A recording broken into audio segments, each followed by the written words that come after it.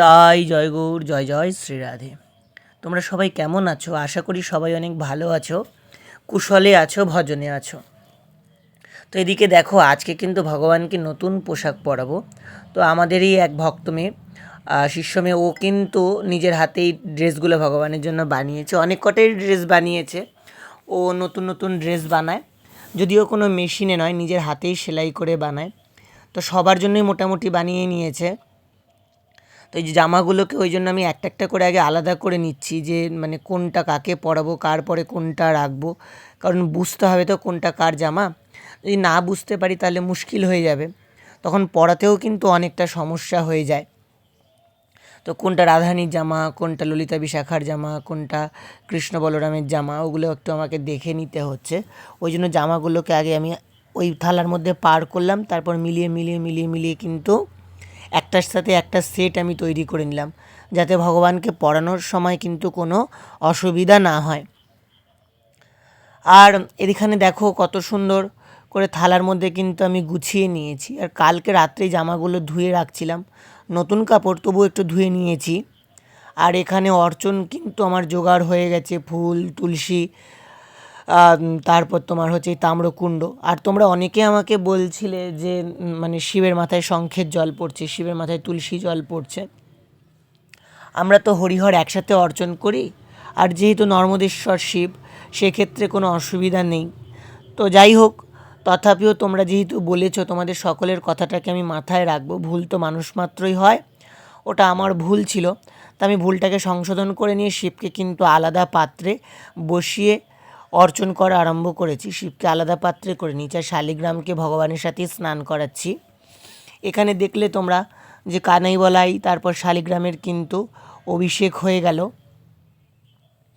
আর এখানে দেখো, নর্মদেশ্বরকে যেরকম গোমুখী গঙ্গা দিয়ে স্নান করাই, ওই গোমুখী গঙ্গা দিয়ে কিন্তু আমি স্নান করিয়ে নিচ্ছি। ভোলেনাথের স্নান হলে সবাইকে একে একে গা হাত পা মোছাবো। আমার তো জীবনে মানে তোমরা ভিডিও দিতে বলো, ভিডিও দিই, ওই একই ভিডিও, জানি না তোমাদের ভালো লাগবে কি না। জীবনে তো এমন কিছু নেই নতুনত্ব, এই রোজকার জিনিসগুলোই তোমাদের সাথে আমি তুলে ধরার চেষ্টা করি। রোজ আমি যা করি। তো আজকে একটা বিশেষ মুহূর্ত, এই যে ঠাকুরকে নতুন পোশাক পরাতে পেরেছি। ভগবানকে নতুন পোশাক পরে কেমন লাগছে তা কিন্তু তোমরা আমাকে অবশ্যই জানাতে ভুলো না। এখানে দেখো আমার রাধারানী কত সুন্দর করে শৃঙ্গার করেছেন, আর ললিতা বিশাখাকেও কিন্তু আমি সাজিয়ে নিয়েছি। এই গরমের মধ্যে বাটি প্রিন্টের কাপড়ে কিন্তু ঠাকুর পরে খুব আরাম পাবে। তো দেখো, গিরিধারীকেও ড্রেস পরিয়ে নিয়েছি। আর কানাইবালাইকে এত সুন্দর লাগছে, রাধারানীদেরকে এত সুন্দর লাগছে, মানে নতুন জিনিস পরালে ভগবানও যে এত খুশি হয় তা বলার মতন নয়। এদিকে অর্চন সারবার পর কিন্তু আমি কর্পূর আরতি করি। সেদিনকার তো তোমাদেরকে দেখানো হয়নি। তো আগে ভোগ লাগিয়ে নিয়েছিলাম, একটু দুধ ভোগ লাগিয়ে নিয়েছিলাম। দুধ ভোগ লাগিয়ে নিয়ে তারপর কিন্তু আমি ঠাকুরকে কর্পূর আরতি করছি। এখানে গিরিরাজ, রাধারানী সকলকেই কিন্তু কর্পূর আরতি করে নিই। আর এখানে দেখো, আরতি কিন্তু মোটামুটি কমপ্লিট। এরপর কিন্তু আমাকে মধ্যাহ্ন ভোগের জোগাড় করতে হবে। আমার দিনটা যে কিভাবে কাটে, কিভাবে যে চলে যায়, তা তোমাদেরকে বলে বোঝাতে পারবো না। আর সত্যি কথা বলতে গেলে, ভগবানের সেবা পূজা নামের মধ্যে থাকলে যে কি আনন্দ, ভগবানের সেবার সঙ্গে যে যুক্ত থাকলে কি আনন্দ, তা কিন্তু কোনো ভাষায় প্রকাশ করা যায় না। সারাটা দিন ভগবানের সেবার মধ্যে দিয়ে, ভগবানের নামের মধ্যে দিয়ে, ভগবানের কীর্তনের মধ্যে দিয়ে কীভাবে যে চলে যায়, এটা কাউকে বলে বোঝানোটা খুব মুশকিল। আর আজকে কিন্তু শাকারে ছিল গাঠি কচুর সবজি। গাঠি কচুর সবজির মধ্যে একটু দই দিয়ে নিয়েছিলাম। রাধারানীর কিন্তু অত্যন্ত প্রিয় গাঠি কচুর সবজি। আর ভোগে মধ্যাহ্নে ছিল রুটি। দেখো, এখানে পারসটাও কিন্তু আমি বেড়ে নিচ্ছি, কারণ আমার তো সময়টা মানে কিভাবে যে গড়িয়ে যায়, সকাল থেকে বিকাল হয়ে যায়, তারপর কিছু গ্রন্থ অধ্যয়ন থাকে। অন্য কোনো সময় ভিডিও তোমাদেরকে দেখাবো যে আমি কি কি সকালবেলা অধ্যয়ন করি, বা কোন কোন স্তোত্রাদি পাঠ করি। আচ্ছা, তোমরা বলো তো, এটা বাটির মধ্যে আমি কি বাড়লাম? আমি শেষের দিকে তোমাদেরকে বলে দেবো ওটা আমি কি বেড়েছিলাম ছোটো বাটির মধ্যে, বা সাদা ওই কালো ছোটো ছোটো বাটিগুলোর মধ্যে। আর এখানে ঠাকুরের ভোগের কিন্তু আমি রুটিটা দিয়ে নিলাম, ঘি দিয়ে নিলাম। এই শিশিটা রুটির হাতে ধরছি, কারণ এটা হচ্ছে তোমার একাদশীতে আর ব্যবহার করব না, অল্প ছিল। যেটা একাদশীতে ব্যবহার করি সেই শিশিটা কিন্তু আটার হাতে কোনো সময় ধরি না, সেই ঘিটা কিন্তু সম্পূর্ণই আলাদা থাকে। তো তোমরা ভোগ দর্শন করলে, ঠাকুরের ভোগ লাগিয়ে নেওয়ার পর কিন্তু এখানে দেখো যুগল কত সুন্দর করে বসে রয়েছেন। এদিকে কিন্তু দাদাদেরও ভোগ হয়ে গেছে, দাদাও বসে রয়েছেন। তারপর আমি একটু বসে নিয়ে তারপর কিন্তু স্নান করলাম। বিকালবেলার টাইমটা একটু স্নান না করলে সেই ভোর 4টা 4:30 স্নান করা, আর তারপর সারাটা দিন গরম থাকে, যেরকম গরমে গা হাত পা ঘেমে একাকার হয়ে যায়। তো তার জন্য কিন্তু বিকালবেলা স্নান করে সবার প্রথমে রেডি হয়ে নিচ্ছি, শিখাবন্ধন করে নিচ্ছি। তো শিখাবন্ধন করে নেওয়ার পর সকালের মতনই কিন্তু আমি তিলক সেবাটাও করব। তিলক সেবা করে তারপর কিন্তু পাঠের জোগাড় করব।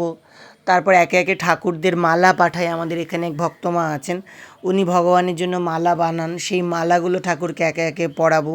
মানে এই সকল কিছুই বিকালবেলার টাইমটা থাকে। তারপর সন্ধ্যা আরতির জোগাড় করা থাকে। এই করতে করতেই কিন্তু সময়টা আমার কেটে যায়। আর এখানে দেখো তিলক কিন্তু হয়ে গেছে। আমি চেষ্টা করি হাত দিয়েই তিলক সেবাটা করার। অনেকে ওই মানে কাঠি দিয়ে করে, আমার ঠিক কাঠি দিয়ে হয় না বা আমি পারিও না। আর গুরুদেব বলতেন হাত দিয়েই তিলক সেবা করা ভালো। তারপর তিলক করবার পর তিলক করবার পর কিন্তু আমি সবার প্রথমে আগে ওই প্রদীপগুলো রেডি করে নিই। একটা হচ্ছে তোমার ওই দাদা বলরামের আরতির প্রদীপ, তারপর তোমার হচ্ছে একটা পাঠের প্রদীপ, একটা হচ্ছে যুগল আরতির প্রদীপ, তারপর হচ্ছে তোমার ওই ভগবানকে পুরুষোত্তম মাসে তুলসী কাষ্ঠ দিয়ে দীপদান করছি সেইটার প্রদীপ, তারপর তুলসী তলায় একটা প্রদীপ দিব সেই প্রদীপ, আর একটা হচ্ছে তোমার ওই অশ্বত্থ গাছতলায় একটা প্রদীপ দিয়ে আসি সেই প্রদীপ। এই এতগুলো প্রদীপ কিন্তু বিকালবেলায় রেডি করে নিই। আর যদি কোনো দিন সকালবেলার দিকে সময় পাই তাহলে কিন্তু সকালবেলার দিকেই আমি সেই প্রদীপগুলো রেডি করে নিই। এই পুরুষোত্তম মাস বলে নয়, 12টা মাসই বা 13টা মাসই বলো, তোমরা যাই বলো না কেন, আমাদের প্রত্যেকটা মাসই ভজনের মাস। তবে এই পুরুষোত্তম মাসটা হচ্ছে নিজেকে বা নিজের জন্য বা নিজের ভজন সাধনকে বৃদ্ধি করার মাস। তো আমার তো আর ভজন সাধন হয় না, তবে চেষ্টাটুকুন করি যে যাতে ভজন সাধনটুকুন করা যায়, রাধানী এই অধমকে কৃপা করেন, এই আর কি। তারপর দেখো ঠাকুর জাগরণ করে নিয়েছি। আর এদিকে দেখো কানাই বলাইকে কিন্তু ওই ফুলের মালাগুলো কিন্তু আমি পরিয়ে নিলাম। বেলি ফুল, জুঁই ফুল কিন্তু আমার অত্যন্ত প্রিয়। যারা পুরনো ভিডিও দেখেছো, মানে জুঁই ফুল, বেলি ফুল, কাঠগোলাপ, এগুলো কিন্তু আমার প্রচণ্ড ভালো লাগে। তো একে একে কিন্তু সবাইকে মালা পরিয়ে নিলাম। তারপর হাতটা ধুয়ে নিয়ে এবার কিন্তু পাঠের জোগাড় করছি। এখানে পাঠের মালা দিলাম, চন্দন দিলাম। আর বিকালবেলা যে আরতি হবে বা সন্ধ্যাবেলা যে আরতি হবে, সেই সন্ধ্যারও কিন্তু আরতির একবারে জোগাড়টা করে নিচ্ছি। কারণ পাঠ করবার পর শরীরটা একটু ক্লান্ত হয়ে যায়। আর ক্লান্ত হয়ে গেলে তখন কিন্তু ওই ঠাকুর সাথে একটু দেরি হয়ে যায়, জোগাড় যান্ত্রিক করা তখন ঢিলামি করে কিন্তু করা হয়। তো তার জন্যই কিন্তু ফটাফট করে নিলাম। এখানে পাঠের জোগাড় করা কমপ্লিট, ফল আমান্য হয়ে গেছে। আর এরপর কিন্তু গ্রন্থার্চন করে নিচ্ছি। গ্রন্থার্চন করে নিয়ে তারপর কিন্তু গ্রন্থের মধ্যে পুষ্পমাল্য চন্দন দিয়ে নিবেদন করে, ভোগ নিবেদন করে তারপর কিন্তু আমরা পাঠে বসবো। এই পাঠে 2-1 করে ভক্ত আসে আর কি। গোটা মাসটা পাঠ করার চেষ্টা করছি, যতটুকুন ভগবানের সঙ্গে যুক্ত থাকা যায়, এই আর কি, আর কিছু। আপন ভজন পথ তাতে হবে অনুরত, ইষ্টদেব স্থানে লীলাগান। ভজন করবার সবার প্রথমে নিজের ইষ্টদেবের প্রতি রতি, নিজের ইষ্টদেবের প্রতি সেবা। ভজন যখন আরম্ভ হবে তখন হৃদয় মাঝখানে একটা হাহাকার জন্মাবে। একটা হৃদয় মাঝখানে বারবার করে হাহাকার জন্মাবে, আমার ভজন হলো না, আমার বুঝি হলো না। কে আমাকে কবে কি বলবে, কবে কি বলেছে, তার কথা ভেবে তো পিছিয়ে পড়ে থাকলে হবে না। ভজন করতে গেলে অনেকে অনেক কথা বলবে, ভজন করতে গেলে অনেকে অনেক বিঘ্ন ঘটাবে, কিন্তু সেই বিঘ্নের চিন্তা করে এরপর সন্ধ্যাবাতির জোগাড় করে নিয়ে সবার প্রথমে এই তুলসী কাষ্ঠ দ্বারা দীপ প্রজ্বলন করে সেই দীপ ভগবানের উদ্দেশ্যে নিবেদন করা। আর পাঠের সম্পূর্ণ ভিডিও রেকর্ড করা হয় না, অনেক সময় অনেকে ওই ভিডিও কলে পাঠ শোনেন, কিছু ভক্তরা আছে যারা নিত্য মাসব্যাপী, তারা হয়তো কোথাও যেতে পারছে না, ঘরে বসেই ভিডিও কলের মাধ্যমে ভগবানের কথা কীর্তন শোনে। ফোনটা খারাপ নয়, ফোনটাকে আমরা খারাপভাবে ব্যবহার করি। ফোনটাকেও যদি ভগবত সেবায়, ভগবত কার্যে, ভগবানের কথা কীর্তন শ্রবণে লাগাই, সেখানে কিন্তু আমাদের কোনো দোষ অপরাধ থাকবে না। আমরা চাইলে পরেই একটু একটু করে আমাদের জীবনটাকে পরিবর্তন করে ফেলতে পারি।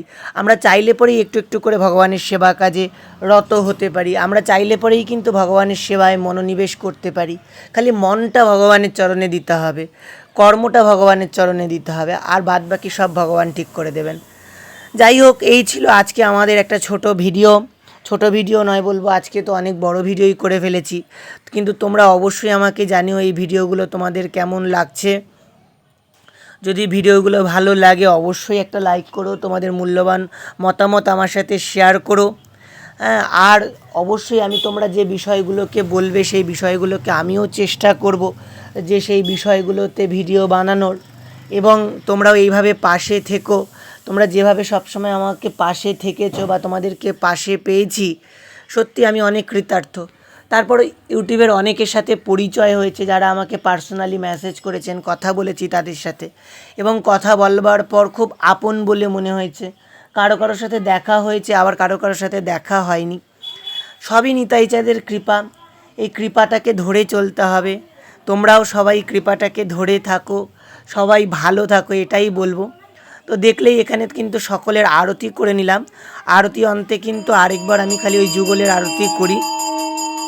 ওই যুগলের আরতিটা সেরে নিয়ে কিন্তু আবার নিত্যকার রাত্রে যেরকম সেবা চলে ওরকম সেবাই চলতে থাকে। ফুল তোলা, সব কিছু পরিষ্কার পরিচ্ছন্ন করা, সেই সকল তো কিছু কালকে তোমাদেরকে দেখিয়েছি, তার জন্য আর আজকে তোমাদেরকে দেখালাম না। আজকের ভিডিওটা আমি এইটুকুনি করে রাখলাম। আশা করি তো তোমাদের অনেকের ভালো লাগবে। আর অবশ্যই কিন্তু তোমাদের কথা আমাকে জানিও যে তোমাদের মানে কেমন লাগছে এই ভিডিওগুলো। এরপর থেকে কথা তো তোমাদেরকে দিয়েছি, চেষ্টা করছি যে নিত্যদিন ভিডিও করার। যাই হোক, তোমরা ভালো থাকো, সুস্থ থাকো, সবাই ভজনে থাকো, রাধানীর নামে থাকো, বেশি বেশি করে নাম করো। সকলের উপর রাধানীর কৃপা হোক। জয় জয় শ্রী রাধে, জয় জয় শ্যাম।